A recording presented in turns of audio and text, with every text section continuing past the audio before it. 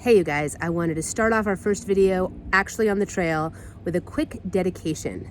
My family has something called Lynch syndrome, which means that crazy cancers can happen at an early age. And I lost my beautiful cousin Julie in 2013 at the age of 41.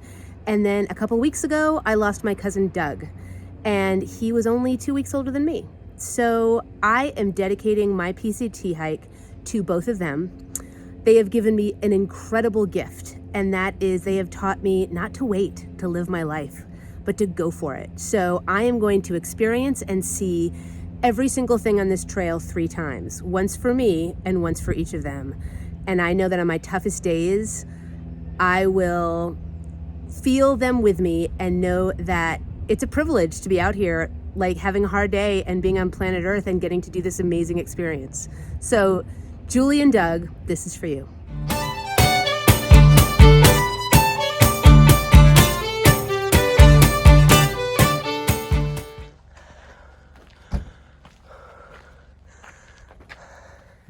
Okay, big tradition moment. I'm sticking my hand through so I can say I started in Mexico.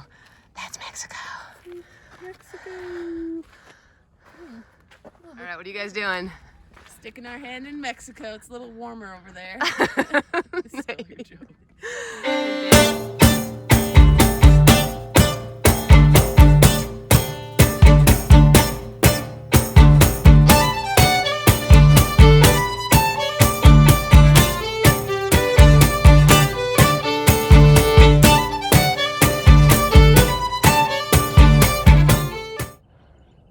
All right, there's the border monument behind us, and we are off. Here we go. First steps. Amazing. We're actually doing mileage on the PCT. Woo! Finally. All right, here we go. Border monument's already fading, getting smaller. So excited.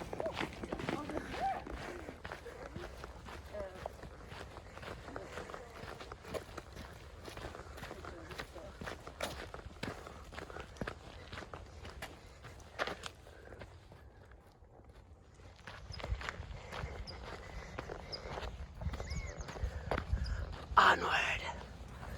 All right, so we are walking through the bushes. This is when I'll get snake bit, when I'm like filming and not looking at my feet at all. Okay, Camel's got me. And we're all here. The weather is amazing. We're all pretty darn stoked right now.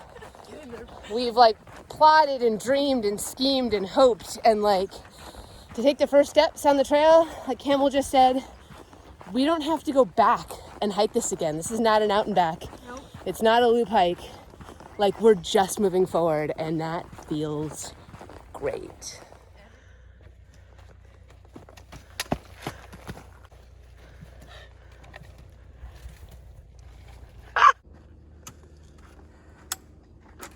All we have to do is do that same thing 2,659 more times.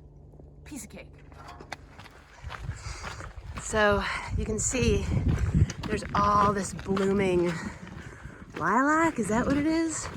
And there's blooming cactus and there's yucca. The desert is beautiful.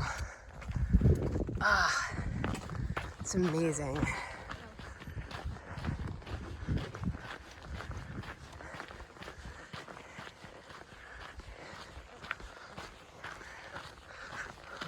Beautiful rock formations. They're like, it's like a rock garden. So we just got our first little stream crossing, and this is our last water until Lake Marina. So we got 16 miles dry. So we just cameled up. And how much heavier are our packs now? Way heavier. It's significant, right? But such is the desert. These guys are identifying a plant. You can see the border fence way in the background there. And goes up and over. And we just climbed up out of this huge ravine. These guys are identifying a plant, and we're going this way. All right. How are we doing, you guys? Good. Woohoo!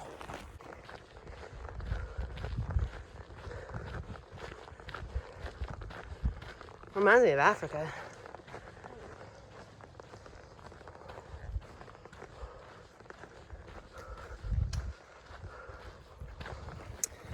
Okay, it is time for our first trail. Would you rather? Oh boy. Would you rather? And this is a timely would you rather because our packs are really heavy because we were like carrying a lot of water. Would you rather be able to carry things in a gaming inventory like in Ready Player One? Like you just find something and you take a gallon of water and you add it to your inventory. Or would you rather have the Weasley's tent? Have what? The Weasley's tent. Inventory.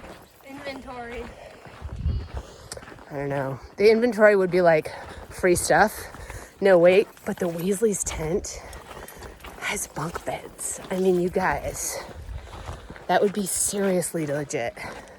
And like Turkish rugs. It's a little purse, remember? Isn't it like a little purse-like object? And then they throw it up and it turns into this 2-story tent with like a full kitchen and a wood stove and... No, how I remember it is Arthur Weasley was having a lot of trouble setting up this tiny dinky tent. And Hermione was like, let me help you. And Harry went inside and he was like, oh my God. Telling you, that'd be cool. That would be cool. Dining room table, flat screen, hot tub.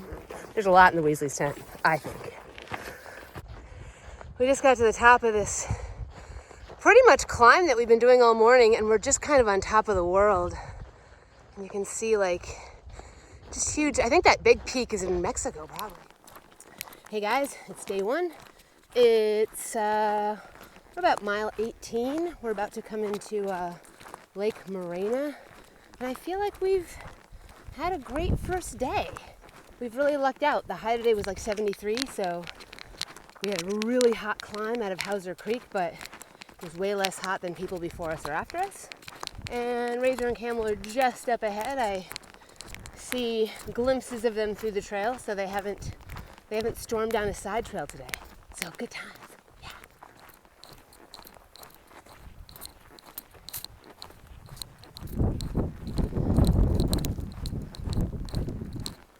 Razor. All right, tell me what you found. A danger noodle. We found a snack. Oh, there he is. Oh, he doesn't move. Big move. Oh, he does move. Yep. Okay, so there's really not a lot of room to go behind him. I say we go around him this way. We're strategizing.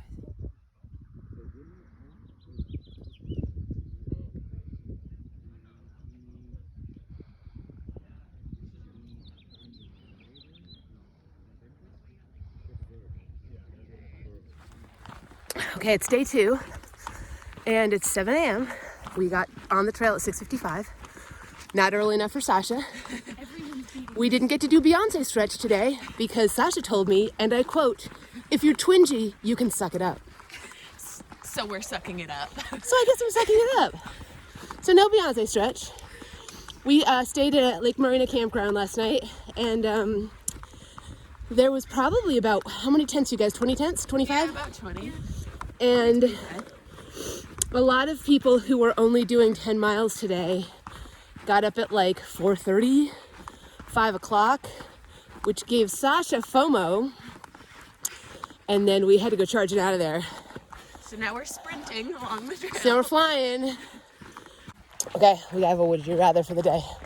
Would you rather hike the entire length of the PCT on blazing hot sand with just flip-flops, or ice with only your trail shoes, no micro spikes?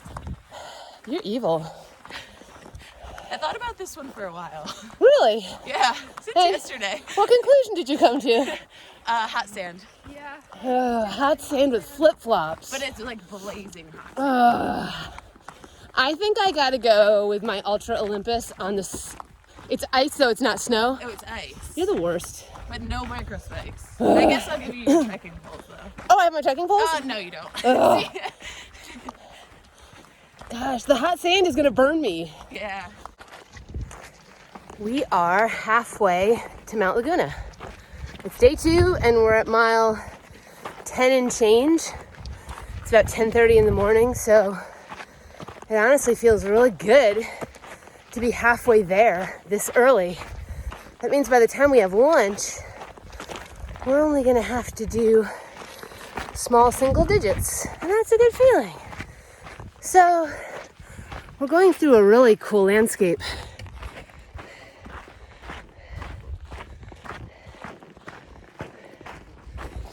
The trail's kind of hugging the side of a cliff, and it's just cool.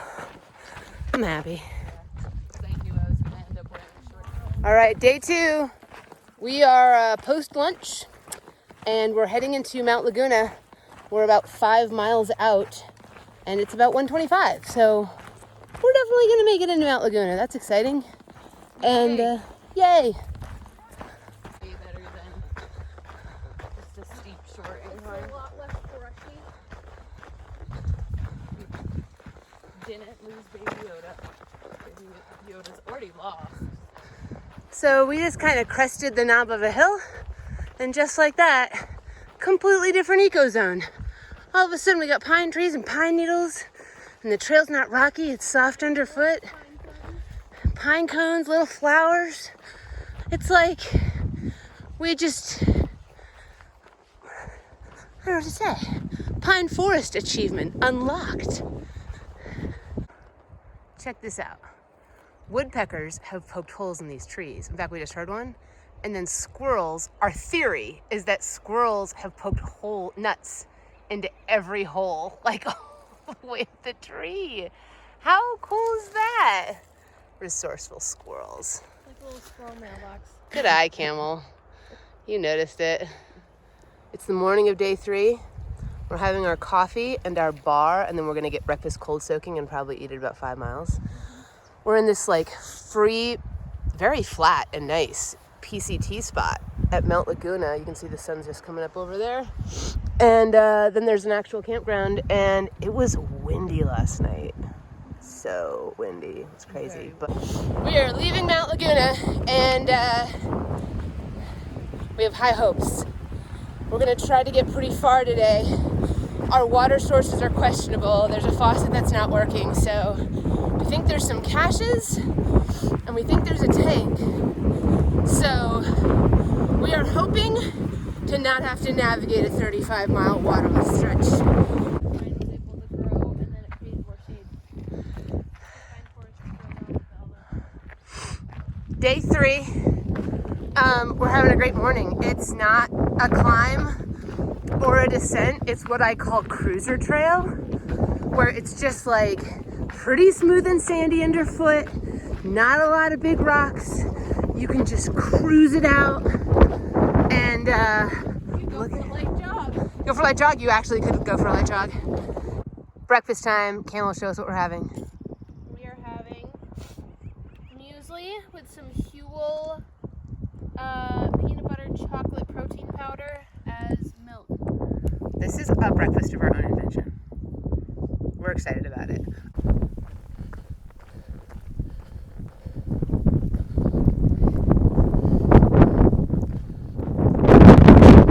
Hey guys! Beautiful trail, right?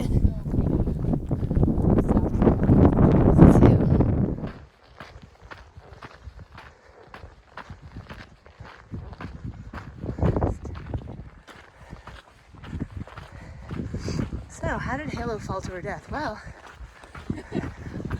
she was trying to get some video. She was taking a video from YouTube. There's one misstep, man. That's all it took. And down she went. You guys, it is so windy. You come around different corners and it just like almost shoves you a couple feet to one side. It's crazy.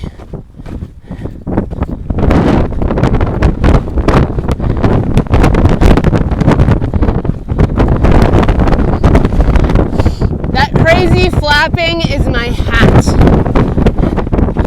which I have on pretty tight because it's staying on my head.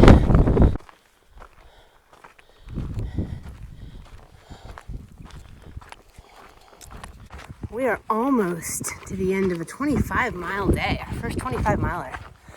And we're in this beautiful, beautiful scenery. Dinner! How's your dinner? Fantastic. Fantastic. It's almost like my mom's chicken pot pie. Almost. Hi everyone. Last week's challenge question, we asked you which luxury items you would bring on trail. A lot of you mentioned that you would bring your phones or a knife, and those actually are not luxury items. They are necessities because you need those. Out of all the responses we got, our favorite one was from Barry, and she said that she would bring her best friend along with her so that they could talk along the trail, which is awesome because that's exactly what we do with each other, and it helps. So I want to give a shout out to Saber, Fox, and Climbing Champ, who all said they would bring a cat with them.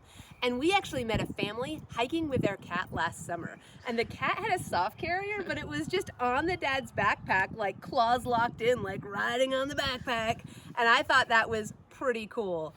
But Mookie Betts and Maymay both weigh at least as much as my base weight. So bringing either of them would mean doubling my base weight. It's too heavy. Hard pass. Mm-mm.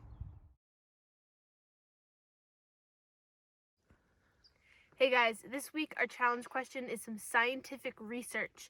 We've heard that there's a plant called poodle dog bush out here in Southern California, and some bad stuff happens to you if you touch it. So what we want you to do is research poodle dog bush a little bit.